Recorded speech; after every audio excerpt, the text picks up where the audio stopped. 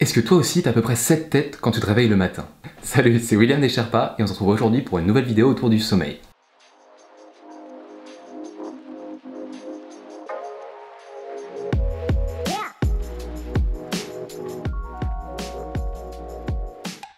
Et oui, bien dormir pendant tes études, c'est primordial pour être frais et alerte en cours et pas finir comme ce pauvre gars. Or, quand tu ne dors pas assez, ça crée un effet de la fatigue, un manque de concentration et des difficultés à apprendre. Ou encore pire, ça peut créer des problèmes psychologiques ou cardiaques. Bref, c'est pas foufou. Au contraire, si tu apprends comment bien dormir, tu vas pouvoir optimiser tes capacités d'apprentissage et mieux réussir tes études. Mais je préfère quand même te prévenir, je suis pas médecin, donc si tu as des insomnies qui reviennent tout le temps, je te conseille vraiment d'aller voir un professionnel de la santé. Mais revenons à nos moutons avec tous nos conseils pour mieux dormir. La règle d'or numéro 1, c'est d'éviter ce que j'appelle le cercle vicieux du dernier exercice. Comment on tombe dedans? C'est tout simple en fait. Souvent ça commence car tu as pris du retard dans l'apprentissage de la leçon du jour ou dans la résolution des exercices. Et tu commences alors à travailler un peu plus tard que d'habitude ce soir-là pour compenser. Tu as alors un déficit de sommeil le lendemain et tu es un peu moins assidu en cours, ce qui fait que tu vas bosser encore plus tard le soir. Puis le processus se répète et s'aggrave au fur et à mesure des jours et tu finis totalement crevé car tu manques de sommeil. Donc retiens bien une chose, il n'y a rien de plus néfaste à ta réussite que d'avoir la tête dans le cul en cours. Donc ne tire pas trop sur la corde, même si tu as beaucoup de taf. L'idée en fait sous-jacente à ça, c'est que ton corps est une sorte de machine. Tu as besoin de certaines quantités de carburant pour fonctionner à ton maximum. Et même si ce nombre d'heures de sommeil nécessaire peut certes évoluer au cours de ta vie, il bougera normalement peu ou pas au cours de tes études. Pour tout te dire, quand j'étais en prépa, j'ai décidé de tester plein de techniques différentes pour maximiser l'impact du sommeil sur mes résultats. Les nuits très courtes de 4-5 heures, les nuits très longues de 9-10 heures, le sommeil fractionné, travailler 4 heures puis dormir 2 heures et rebelote, et plein d'autres techniques. Mais en fait, j'en suis arrivé à une conclusion qui était toute bête. Nous ne sommes pas égaux face au sommeil. Si certains élèves ont besoin de nuits de 10 heures, d'autres peuvent se contenter de nuits de 6 heures. Ouais, c'est injuste, mais c'est comme ça. Moi, typiquement, sans mes nuits de 7h30, je me retrouve dans un malus pas possible. Du coup, évite de ne pas assez dormir par rapport à tes besoins habituels. Mais trop dormir n'est pas bon non plus.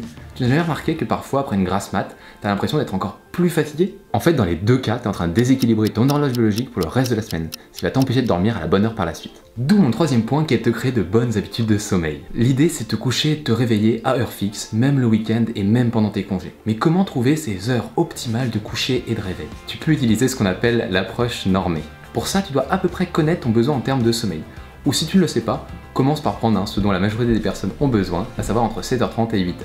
Il suffit ensuite de faire un simple calcul. Soit te lever pour 7h30 et que tu es dans la moyenne des gens qui dorment 7h30, tu dois donc être endormi pour minuit.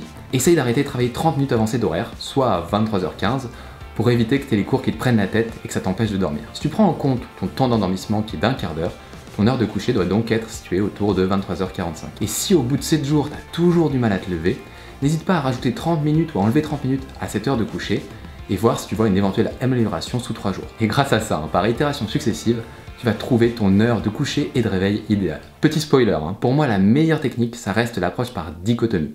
Le problème c'est que cette approche elle est un peu longue, donc je te laisse aller voir sur notre blog l'article la concernant. Dans tous les cas, sache qu'une fois que tu auras trouvé ton rythme de croisière, tes réveils seront beaucoup moins difficiles et ça c'est quand même très chouette. Pour aller plus loin, on va maintenant parler des siestes. Ce sont vraiment d'excellents compléments pour tenir lors de journées intenses et éviter de piquer du nez en début d'après. Et pour la petite histoire d'ailleurs, elle était appréciée par des personnalités très connues comme Churchill, Napoléon ou encore Victor Hugo. Bon, la recette des Sherpas pour une sieste réussie c'est quoi? Une pièce calme et peu lumineuse où tu ne seras pas dérangé, des boules caisses et un masque de nuit, un téléphone en mode avion avec un minuteur, puis c'est parti pour 23 minutes au calme avec les yeux fermés. Ça te donne 3 minutes d'endormissement et 20 minutes de sieste. Et essaye vraiment de faire ta sieste après le déjeuner ou au moins avant 16h. Pourquoi? Parce que si tu fais une sieste après 16h ou en roupillant de plus de 20 minutes, tu vas empiéter sur tes cycles de sommeil et pas bien dormir le soir. Et c'est vraiment pas le but. Tu peux aussi décider de mettre un peu de musique si ça t'aide à t'endormir ou pour couvrir du bruit dans la pièce. Moi par exemple j'aime bien Brain FM sur Android ou iOS qui te met des sons qui favorisent l'endormissement. Mais t'as aussi bien sûr plein de playlists dispo sur Spotify ou YouTube. Et enfin, si t'as envie d'avoir un coup de fouet au réveil, rien de mieux que la coffee nap. Pour ça, t'avales juste un petit café avant d'aller à ta sieste, puis vu que t'auras pas le temps d'assimiler la caféine, ça sera pas dérangeant pour t'endormir. Mais au réveil, t'auras le combo caféine plus repos, et là tu seras au taquet. On en arrive désormais à des astuces au niveau de ton style de vie pour bien dormir. Notre règle d'or numéro 5 concerne les repas. D'après pas mal d'études scientifiques, sucre, gras et alcool ralentissent l'endormissement et donc sont à éviter. Pense aussi à privilégier au maximum les légumes et le poisson le soir, et évite fromage et viande rouge. Concernant les féculents comme les pâtes, le riz ou le pain, évite vraiment de t'en faire des plats énormes le soir, notamment si t'as pas fait de sport. Car oui, après ce repas, tu vas dormir, et tu risques alors de stocker l'excédent de calories. L'idéal, c'est toujours de prendre un dîner un peu plus léger le soir, donc mieux vaut manger des féculents le midi, pour avoir une bonne source d'énergie qui est répartie sur la journée. Et enfin, ne prends pas ton dîner trop tard. En mangeant plusieurs heures avant de te coucher, tu t'apportes des nutriments pour ta soirée et bonne nouvelle, tu ne te couches pas en phase de digestion. Concernant les boissons, dès que tu passes les 4-5 heures de l'après-midi, il vaut mieux éviter tout ce qui est thé, café ou boissons énergisantes.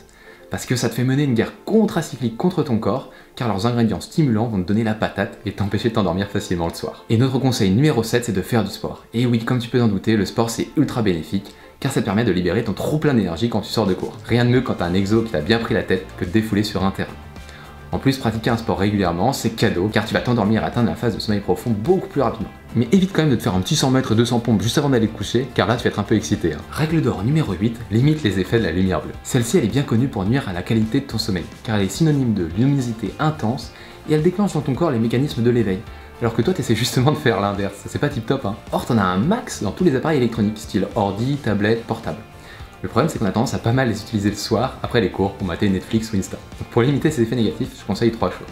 Porte des lunettes anti-lumière bleue, active le mode nuit sur les appareils électroniques, et surtout limite au maximum le temps devant les écrans le soir, et couple-les 1 heure juste avant d'aller te coucher. Et si du coup tu sais pas trop quoi faire, pourquoi tu reviendrais pas de bons vieux basiques?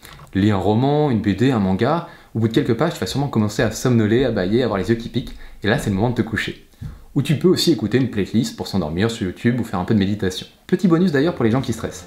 Si t'as comme moi un flot trop important de pensées qui t'empêche de t'endormir, déjà tu peux faire de la visualisation pour évacuer ces pensées négatives.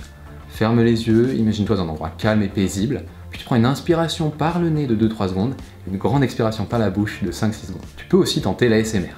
Certes, ces petites voix qui te chuchotent à l'oreille pour t'aider à t'endormir, ça peut être un peu chelou, particulièrement si le mec commence à manger son KFC comme dans cette vidéo. Et si ça marche, c'est l'essentiel, non? Et enfin, tu peux essayer de te concentrer sur des groupes de muscles à détendre, en commençant par les pieds, en remontant vers la tête. Essaye de prêter attention aux points de tension, comme la mâchoire, le cou ou encore les épaules. Une respiration lente et profonde, ça va t'aider à soulager la tension musculaire et à diffuser l'oxygène à travers tout ton corps. Conseil numéro 9. Pour bien dormir, ta chambre doit être un endroit propice au sommeil. Si possible, évite d'avoir des appareils électroniques dans celle-ci. Pas de switch, pas de télé, pas de smartphone proche de ton lit. Essaye aussi de mettre la température de ta chambre autour des 18 degrés. Et surtout, ne lésine pas sur la qualité du sommier, du matelas et de ton coussin.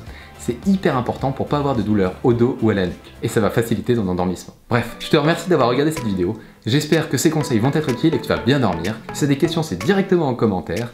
Et si tu as envie d'être tenu au courant de la sortie des prochaines vidéos, n'hésite pas à t'abonner et à activer la petite cloche. A bientôt!